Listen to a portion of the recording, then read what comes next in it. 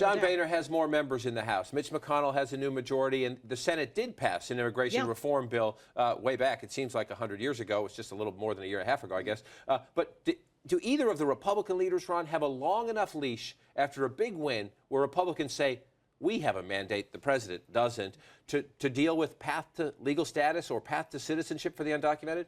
I'm afraid not. Look, the President of the United States doesn't know how to cut a deal. Boehner's caucus doesn't want to cut any deals, and McConnell in the Senate can't act alone. So I think even though there's enormous incentive for compromise and a real need for immigration reform, a serious need for immigration reform, it ain't going to happen. So let's talk about that moment, because you make an important point. You say the president doesn't know how to cut a deal. That's my big question right now. He's been president for 6 years. Whether you like him or support him or not, we've seen how he operates in the office. Some of you love it, some of you don't, some of you are in the middle.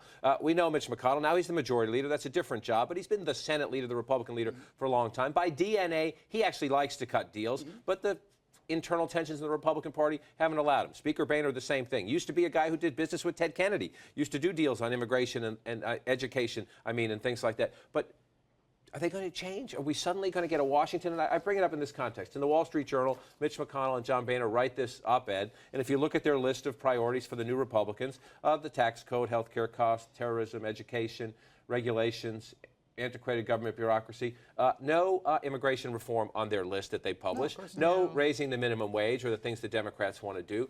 Is there... And the American people want to do. Even in Arkansas, they passed the minimum wage as they threw out the Democrats. So is there a brick, a stepping stone that they could say, all right, you know what? We know we disagree on this and this and this. Here's one thing we can agree on. Let's start by trying to do something. There are all kinds of stepping stones, and there's all kinds of incentive to compromise. The American public, except for the economy, the number 2 issue that they want resolved right now is ending gridlock. But these folks on both sides are only listening to their base and can only listen to their base, which is why I think we're heading for an enormous period of disruption where the voters finally are just going to get sick of this and look for alternatives besides these 2 parties and these leaders. And they're, you hear some people sort of promising chaos. Ted Cruz basically saying he's going to be confrontational. People are reading the results of the election very differently. If it's a Republican kind of mandate, what does that Republican mean? Is it more conservative? Is it more centrist? It's clear what the American people want, and it's clear that the leaders aren't going to give it to them. Right. You mentioned everybody played to their bases in this past election season. Then the election happens. Republicans are happy. Democrats are looking at the rubble. I just want to read you a couple quick things from the inbox. Reince Priebus, who's the chairman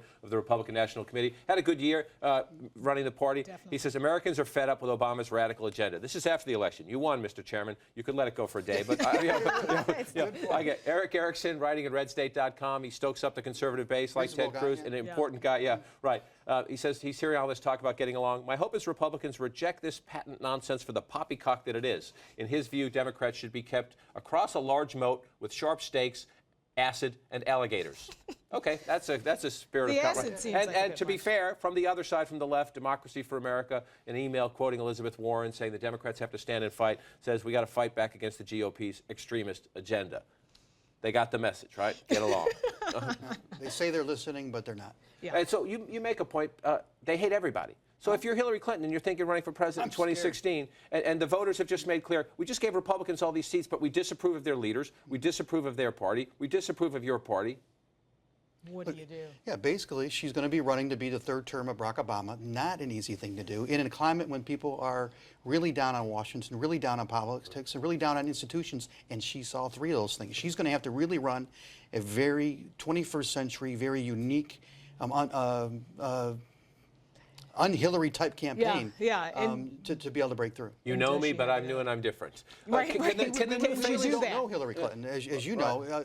There is a part of her that she could show the American public if she would, if she would sort of, and she's kind of said, oh, she's the, sort of Hillary unleashed, but we haven't really seen it.